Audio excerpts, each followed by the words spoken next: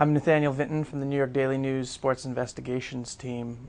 For the last several months, we've been working on an investigation of Red Bull energy drinks, and particularly a clinic outside Salzburg, Austria, that is home to a man named Bernd Ponzold.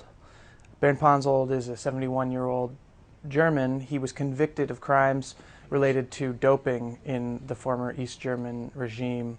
This is a familiar story to a lot of sports fans. The East Germans were doping young athletes in the 1970s and 80s for the Olympics, and often in fact, almost always, the athletes weren't informed that they were being doped, and girls as young as 13, in Bernd Ponzold's case, were victims of this system.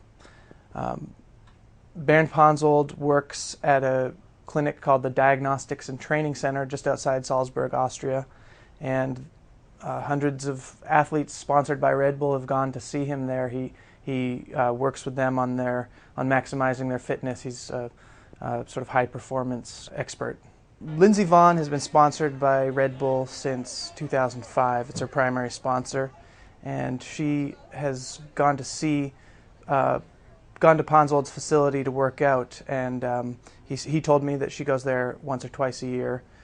We didn't find any evidence that Lindsey Vonn has ever doped, and our story has explored just the remarkable fact that she's even had contact with someone like this. Ponzold was convicted of crimes in 1998 and later found a job working with some Austrian downhill skiers.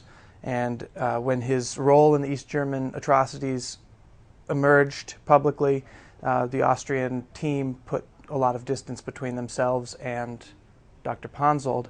It was around that time that Ponzold was recruited to Red Bull for this project. Ponzold was brought to Red Bull by the company's CEO and founder, Dietrich Mateschitz, and that was in 2003. Ever since then, he's been at this facility. You can read more about this in the Daily News. We'll be expanding on this. We've spent a lot of time researching Dr. Ponzold and his background. It's raised a lot of interesting issues around here, and we're going to follow up with more stories.